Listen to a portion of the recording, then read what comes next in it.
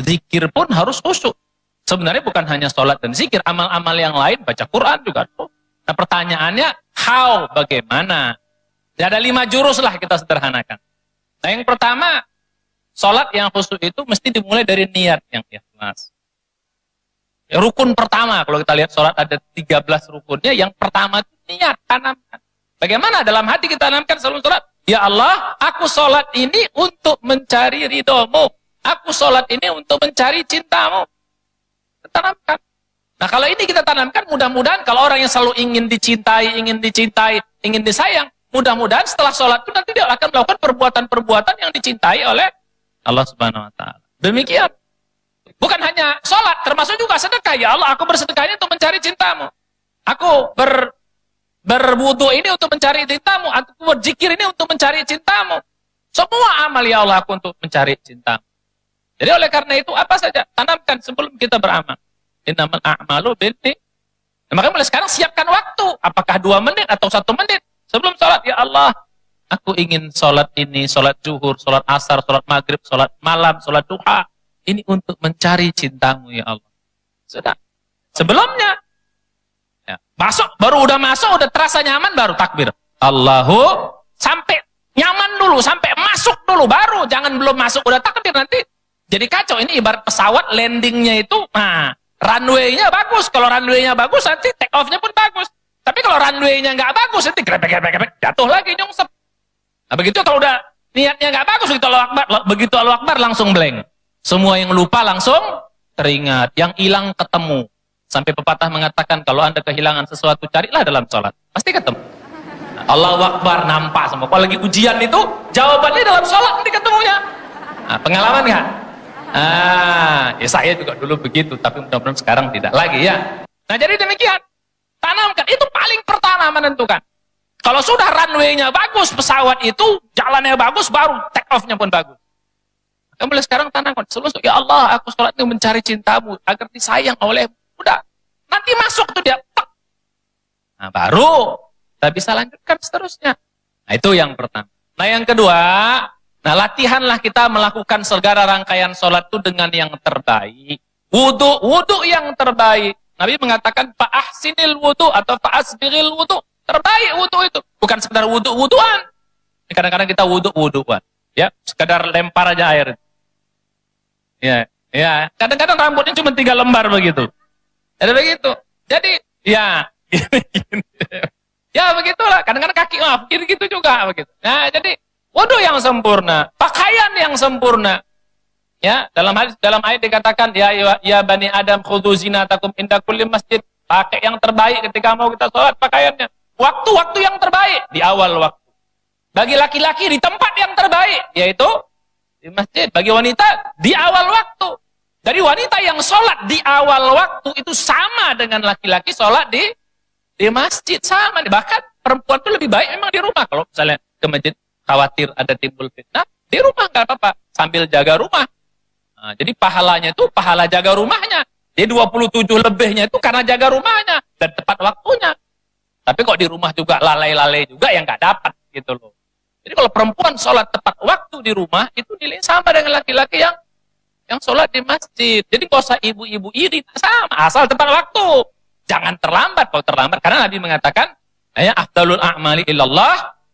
Jadi yang paling dicintai amal ibadah oleh Allah itu adalah as-sholatu ala waktiha. Sholat pada tepat waktu. Waktu yang terbaik, tempat yang terbaik, gerakan yang terbaik, gerakan yang tenang. Ucapan bacaan yang terbaik, ucapan yang tenang. Ya, jadi demikian. Itu yang kedua. Dan yang ketiga, ini yang ketiga kadang-kadang ini agak sulit nih. Apa? Fokus, konsentrasi istilah kita. Pikiran fokus, tidak melayang, tidak kemana-mana. Ini agak sulit dan perlu latihan. Jadi begitu Allahu Akbar, setiap bacaan itu kita tahu apa yang kita baca. Setiap badan kita bergerak, tahu kita, oh ini gerakannya. Mengangkat tangan, bersedekah, rukuk, tahu kita, fokus. Lawannya, fly to the sky. Terbang kemana-mana. Going everywhere, pergi kemana-mana. Begitu Allahu Akbar, sebenarnya, ya kalau bahasa kampung kami, sepukul-sepukul nggak apa-apa, Allah Maha tahu. Sekali terbang, balik lagi, itu nggak apa-apa. Asal terbang, balik lagi cepat. Terbang dikit, baik. Ini enggak. Misalnya gini, Allahu Akbar, habis ini aku mau ke pasar, cukup sampai di situ. Balik lagi. Ingat lagi sholat. Ya, habis sholatnya aku mau masak atau mau ke kampus atau mau apa, cukup sampai di situ. Baik, jangan lama di situ. Mau ke pasar, habis itu beli ini. Begitu selesai sholat, semua barangan selesai dibelanjain. Nah, ini yang jangan. Jadi fokus. Nah, jadi demikian. Jadi fokus. Nah, ini perlu kita latih. Dan ini sangat bagus bagi kehidupan kita. Orang yang biasa fokus dalam sholat, nanti dalam hidup pun dia bisa fokus. Ketika mencari jodoh dia fokus. Ya, ketika dia kuliah dia fokus, ketika bisnis dia fokus. Fokus itu dalam bahasa bisnisnya atau dalam bahasa umumnya now and here. Pikiran di sini dan sekarang. Kalau bahasa Indonesianya ke di sini kinian. Ayo coba diulang. Ke di sini kinian, di sini dan kini. Jadi pikiran kita di sini dan saat ini. Kadang-kadang orang enggak, badannya di sini, pikirannya kemana-mana. Badannya zikir di sini majlis, pikirannya ke kampus, ke belanjaan, ke pasar, ke pekerjaan sebagainya. Badan kita sholat, pikiran kita tentang sholat. Now and here. Sekarang jangan pikir masa lalu, jangan juga jauh ke masa depan. Banyak orang khawatir atau sedih masa lalu, takut, khawatir masa depan. Berpikirlah sekarang, now. Jadi oleh karena ini dilatih dalam sholat. Kalau orang-orang barat itu ada latihannya. Namanya mind control atau mind management. Ada latihannya, bayarnya mahal. Ini kita gratis alokasi latihan. Gimana dalam sholat? Jadi kalau kita biasa mengkontrol pikiran kita, mind management, mind control kita bisa lakukan dalam sholat. Di luar sholat kita akan terlatih menjaga pikiran. Dalam bisnis fokus. Dalam kuliah fokus. Dalam rumah tangga ini enggak. Kadang-kadang kita bersama istri ingat kantor. Bersama kantor ingat. Akhirnya nggak pernah jelas semuanya. Nah gitu. Nah insya Allah kita mudah-mudahan orang-orang yang diberikan kekhusyuan oleh Allah. Itu yang kedua. Yang ketiga. Jadi fokus latihan. Dan dilatih dalam sholat. Ya, kalau blank cepat balik. Kalau blank cepat balik. Insya Allah akan terlatih. Allah bisa karena biasa. Mari kita biasa. Insya Allah kalau terbiasa dalam sholat mudah dalam hidup. Nah kalau misalnya terlalu jauh lupanya. Blanknya terlalu jauh. Balik ke tempat mana kita lupa. Ulang lagi bacaan yang lupa. Kalau tiba-tiba Al-Fatihah. Allahu Akbar, baru baca bismillah, tiba-tiba waladolin. Itu kan blank itu banyak itu. Udah waladolin. Nah ini gimana? itu terlalu jauh berarti. Itu sudah perginya udah ke Amerika itu berarti perginya itu. Nah balik, ulang lagi Al-Fatihah. Begitu rangkaian. Nah yang keempat, nah kita harus memahami apa yang kita baca. Dan kemudian menikmati. Nah selama ini banyak orang-orang yang kurang memahami apa yang dia baca dalam sholat. Bagaimana kita bisa menikmati sholat kita kalau kita nggak paham? Maka Al-Quran mengatakan ya ayyuhalladzina amanu la taqrabus shalah wa antum sukara hatta ta'lamu ma taqulun. Surat 4 An-Nisa ayat 43. Wahai orang yang beriman, jangan kau dekati sholat atau jangan kau lakukan sholat dalam keadaan mabuk sampai kau mengerti apa yang kau baca. Jadi harus mengerti, termasuk zikir yang khusyuk itu zikir kita paham. Subhanallah, mulut kita, maha suci engkau ya Allah di hati kita. Begitu, alhamdulillah di mulut kita, segala puji bagimu ya Allah di hati kita, pikiran kita. Astagfirullah mulut kita, ya Allah ampunkan dosa-dosaku. Begitu. La ilaha illallah, tiada Tuhan yang layak disembah kecuali engkau ya Allah. Makanya kita harus belajar makna-makna ini. Tanamkan makna itu di dalam hati kita, biar dia meresap. Jadi kalau kita paham dan menikmati akan meresap makna. Kalau makna itu nanti meresap, dia akan terefleksi dalam perbuatan kita. Orang yang biasa istighfarnya paham, meresap, dia dinikmati, masuk ke dalam, nanti perbuatan itu mencerminkan istighfarnya. Subhanallahnya masuk ke dalam hatinya, mencerminkan subhanallah dalam perbuatannya. Mulutnya akan mudah, subhanallah, matanya. Semuanya akan tercermin perbuatan-perbuatan dalam sholat. Begitu juga kalimat-kalimat zikir. Ini enggak, mulutnya astagfirullah, astagfirullah, tapi begitu selesai astagfirullah, matanya mendek lagi. Wah, aurat dilihat lagi. Astagfirullah kadang-kadang masih begini. Astagfirullah. Gak bisa, begitu astagfirullah langsung masuk ke dalam hati, terrefleksi. Makanya hati itu kalau dia udah bagus, maka bagus seluruh amal-amal yang lain. Ala fil jasadi mudghatan, kata Allah. Dalam hati itu ada sekelompok atau segenggam apa namanya? Daging. Kalau dia bagus, bagus semuanya. Apa itu? Hati. Jadi masukkan nilai-nilai itu yang kita baca ke dalam hati. Jadi paham dan nikmati biar masuk. Ya, jadi ada 9 bait atau apa istilahnya? Doa dalam sholat. Pahamilah mulai dari takbir, Al-Fatihah, doa iftitah, Al-Fatihah, surat, ruku, sujud, i'tidal, duduk di antara dua sujud, tahiyat akhir. Itu pahami semuanya. Baru bisa masuk. Nah kalau sudah masuk, nanti lihat tercermin nilai-nilai sholat dalam kehidupan kita. Termasuk assalamualaikum kanan, assalamualaikum kiri, itu kalau kita pahami dahsyat sekali. Orang yang sholatnya benar pasti akan menebarkan salam. Pasti anak istrinya akan damai dan bahagia. Bersama orang lain akan damai. Tidak akan dia akan zalimi. Itu berarti orang yang masuk ke dalam sholat, masuk ke dalam nilai-nilai hidup. Paham dan nikmat. Yang terakhir, nah ini yang paling sulit dan yang harus kita latih. Yang terakhir, yang kelima, namanya puncak dari kekhusyuan. Sadar akan Allah, ini puncaknya. Zikir juga gitu, sadar kita sedang ditengok oleh alladzi yaraka hina taqum. Allah melihatmu sedang sholat.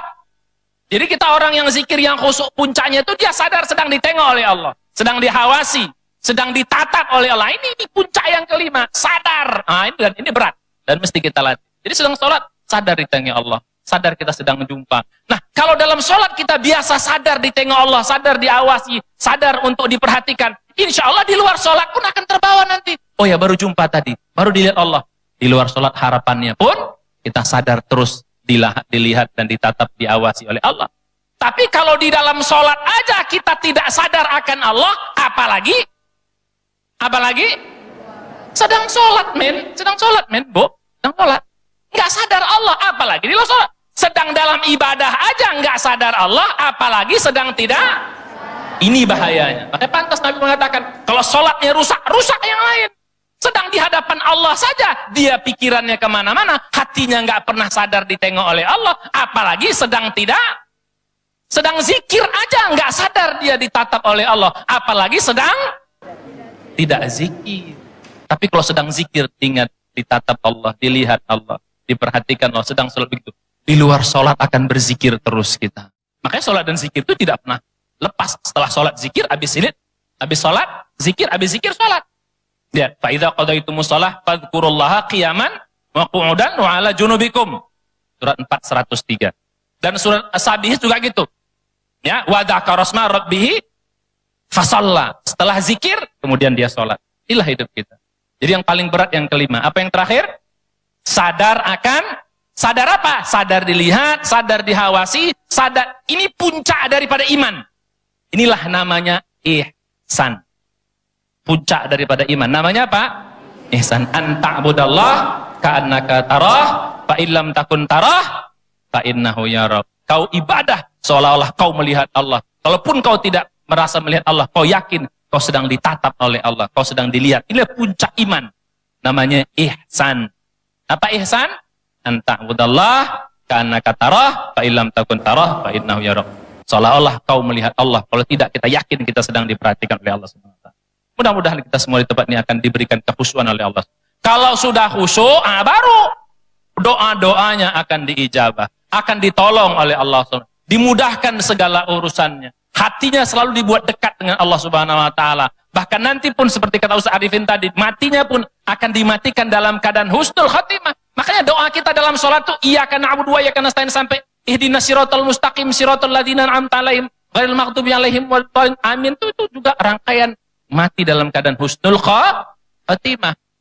Mudah-mudahan kita semua di tempat ini orang-orang yang khusyuk dalam sholatnya, khusyuk dalam zikirnya, khusyuk dalam segala hal kehidupan kita, khusyuk dalam keluarga, khusyuk dalam bisnis, khusyuk dalam semua aktivitas kehidupan kita. Insya Allah, maka Allah akan menerima amal-amal kita, memudahkan urusan kita. Di dunia diberi kesuksesan, kebahagiaan, keselamatan, keberuntungan, dan di akhirat pun akan diberikan keselamatan, kesuksesan, dan kebahagiaan, insya Allah. Mudah-mudahan yang sedikit ini bisa dibawa pulang. Ada berapa tadi? 5. 1, ikhlas niatnya, mencari ridha Allah. Yang kedua, lakukan yang terbaik, wudunya, pakaiannya, waktunya, tempatnya, gerakannya, bacaan.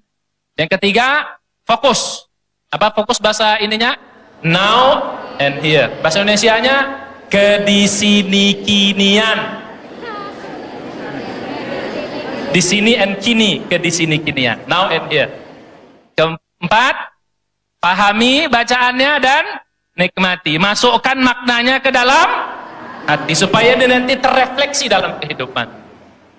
Semua nilai-nilai sholat terrefleksi dalam kehidupan kita. Nilai ruku, nilai sujud, nilai iftitah, nilai al-fatihah, nilai bacaan-bacaan itu semua akan terrefleksi dalam kehidupan. Nilai salam akan terrefleksi dalam kehidupan. Yang bacaan itu kalau masuk ke dalam hati. Baru yang terakhir, yang kelima, sadar akan Allah. Sadar apa? Sadar dilihat, diperhatikan ya oleh Allah Subhanahu wa taala. Alladzi yaraka hina taqum wa taqallubaka fis-sajidin. Mudah-mudahan ini sedikit bermanfaat bagi kita semuanya. Terima kasih Ustaz Arifin yang telah mengajak kita, membimbing kita di tempat ini. Mudah-mudahan bermanfaat. Amin ya rabbal alamin. Lebih kurang mohon maaf. Wallahu minkum billahi taufiq hidayah. Assalamualaikum warahmatullahi wabarakatuh. Assalamualaikum warahmatullahi wabarakatuh. Dulu ada santri nanya sama Pak Kiai tentang sholat khusyuk. Kiai nggak mau jawab. Sebelum santri itu memenuhi keinginan Kiai, anakku bawakan untuk Kiai gelas yang airnya persis di bibir gelas. Bawakan. Nanti Kiai jawab sholat khusyuk itu.